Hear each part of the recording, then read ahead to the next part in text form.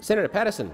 Thank you, Mr President. I'm very pleased to ask a question of the Minister for Agriculture and fellow Victorian Senator McKenzie. Can the minister outline how the Victorian Labor government's ban on native forestry will impact regional communities in Victoria? The Minister for Agriculture, Senator McKenzie. Well, thank you very much, Senator Paterson. Our government knows how important the forestry industry is to Australia. It directly employs over 52,000 people, many more thousands indirectly, and contributes nearly $24 billion to the national economy. Places like Huonville, Maryborough, Tumut and Marysville, where I grew up. And rather than blue-collar, the men and probably women that work in the forestry industry wear blue singlets like my dad did.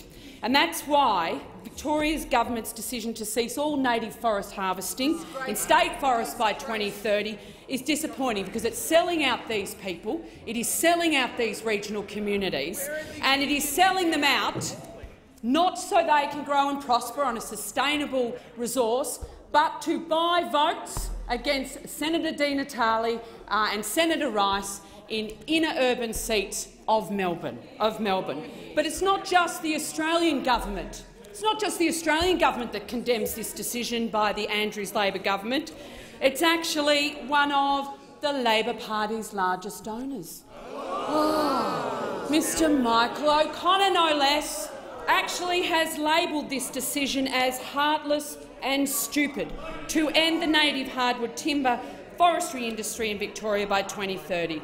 They, like all of us, should be disgusted at how quickly Labor has forgotten the workers. Just like in the last federal election, they forgot the miners in central Queensland and WA. They are now turning their back on the forestry workers, and we will see upwards of 5,000 jobs lost right throughout regional communities in timber towns in our home state of Victoria, Senator Paterson. And I know you, like I, want to see more people employed in our home state in primary production rather than less. Senator Paterson, a supplementary question. Thank you. I do, Mr President. Can the minister update the Senate on why Victoria still needs a native forestry industry? Senator McKenzie. Well, the Australian government has always supported the renewable, sustainable native forestry industry in Victoria, and our policy for forestry is to ensure both strong plantation and native forest sector. We also support vibrant regional communities and the people that live and work in them. We back the 5,000 people that work in the forestry industry in Victoria. We back their families and we back their communities. Our government knows that beautiful Australian-grown natural hardwood is a sustainable resource and therefore in demand for very, very good reasons. We're actually proud of this, very proud. The demand is high for appearance-grade forest products that can only be sourced in large quantities from native forests. Let's be clear.